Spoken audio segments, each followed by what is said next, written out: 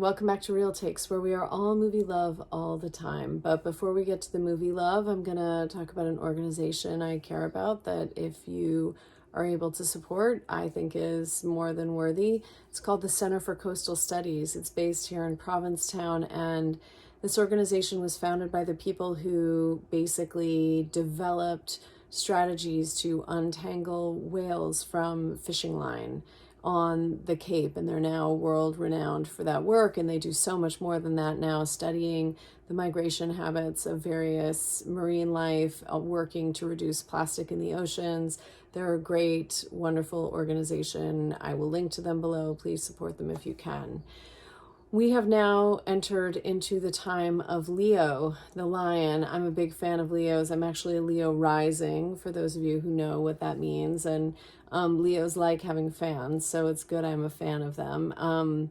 Leos sometimes like being the center of attention. Think Madonna or Bill Clinton or even Barack Obama. But they also sometimes are great caretakers, and I think that's probably a wonderful trait for filmmakers. There are many, many great Leo filmmakers. Stanley Kubrick was a Leo. Inarritu is a Leo. Taika Waititi is a Leo. Richard Linklater is a Leo.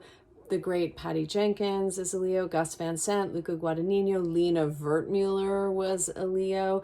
But there's also a long tradition of actor-director Leos, which also makes sense because Leos like a lot of attention. So there are a lot of great Leo actors.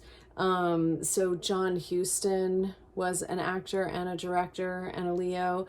Robert Redford was an actor turned director. Greta Gerwig is a Leo, actor turned director, and lots more of those. And we're going to talk about them some later in the month. But today, we are celebrating the birthday of actress Rose Byrne, who is in one of my all-time favorite, go-to, fun, sweet, lighthearted, but moving movies, which is Juliet Naked, which was based on a novel by Nick Hornby with a screenplay by Eugenia Peretz, Jim Taylor, and the great Tamara Jenkins, and directed by Jesse Peretz, starring Rose Byrne and Ethan Hawke and Chris O'Dowd. And Juliet Naked, like I said, is based on a Nick Hornby novel. And if you don't know, Nick Hornby has written many novels that have been turned into movies, most famously High Fidelity and About a Boy. He's also written screenplays not from his own novels, like An Education and Wild, and there's one other that I'm thinking of. Brooklyn, Saoirse Ronan's breakout movie. But his novels that get turned into films all have similar themes in different contexts. They all involve music in one way or another. There's always a relationship to music and musicians in the film, and they're always about sort of delayed maturation or delayed coming of age. Characters who are sort of struggling with who they are and what they want, not when they're 18 or 19, but a little bit later in life. And they also are all like adult love stories. And when I say adult love stories, I don't mean pornographic love stories. I mean, what happens after you meet and fall in love? And, they're not the standard rom-com formula of the meet cute, a phrase I'm not in love with, and then sort of, are they going to fall in love or not? That's not really the question in the movie. The question is, who are we once we're in love, and how do we deal with each other in that context?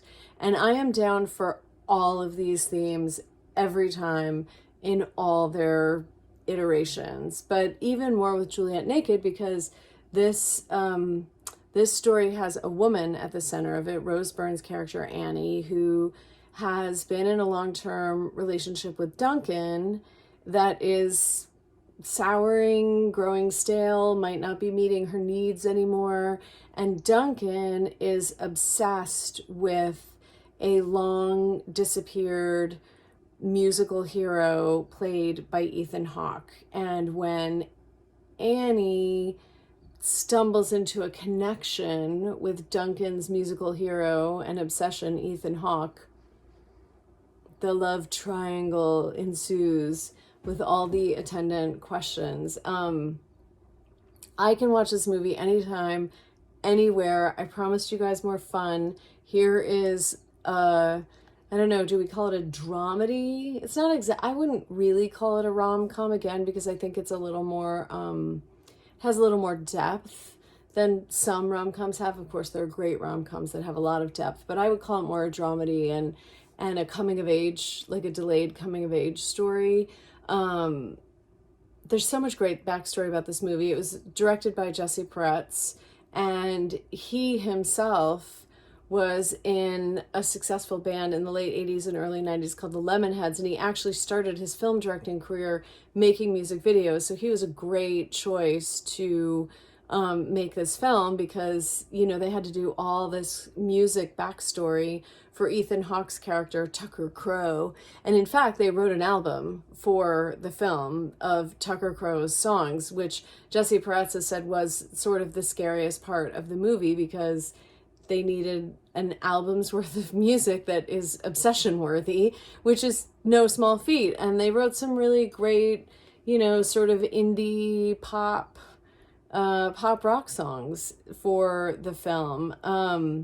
Ethan Hawke really wanted to do this movie. He had actually been really interested in doing About a Boy. And so when this opportunity came up to do another Nick Hornby story, he jumped on it. And Rose Byrne really wanted to do the movie too, because she had read the book and she's a big Nick Hornby fan and she loved Annie. And so when she heard that it was making the rounds and getting made, she like threw her hat in the ring for it. So everybody really wanted to be on board, and Rose Byrne and Chris O'Dowd had worked together before. So they said the hardest part was kind of acting like they didn't like each other or didn't want to be around each other.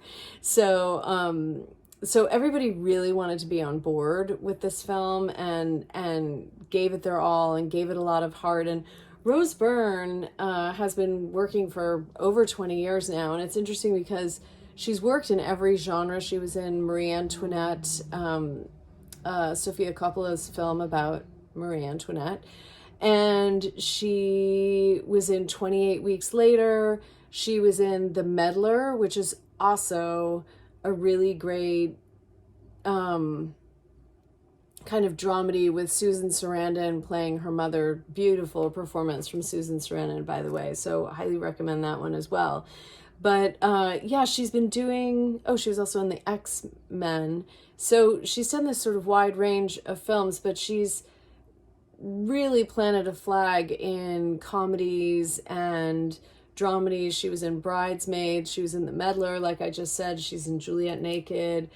She's in Neighbors, which is another Judd Apatow project. So she's really kind of carving out a niche for herself there, and she really delivers so much heart and nuance and depth with her performance in Juliet Naked. And you know, it's a romance that isn't about who ends up together in the end, which I always like. And you know, a romance that's more about people finding themselves than finding each other. So I enjoy this movie, and it's a great characterization of an obsessed music fan, like brilliant, should go down in the history books for that portrayal by Chris O'Dowd. And also there are a couple of killer group comedic moments, you know, with fast cuts and everybody talking over each other, and they're just so funny and well done. So cannot recommend Juliet Naked enough, especially in the summer months when sometimes we want something a little lighter. And I hope you enjoy it. And I know I've been changing my background every week, but I'm plotting for a new setting that I think we'll settle into in the next week or two. So come back next Wednesday, but first please like or subscribe this video and let me know what you think about the movie in the comments, and I'll see you next Wednesday. Thanks for watching Real Takes. Hit the subscribe button below so the algorithms will tell you when new episodes are out. And if you want to support Real Takes, please visit my Patreon page where you can join at any tier from $2 to $100 per thing I make. The $15 tier is specifically about supporting Real Takes, and you'll get behind-the-scenes information and be thanked in future videos. See you next Wednesday.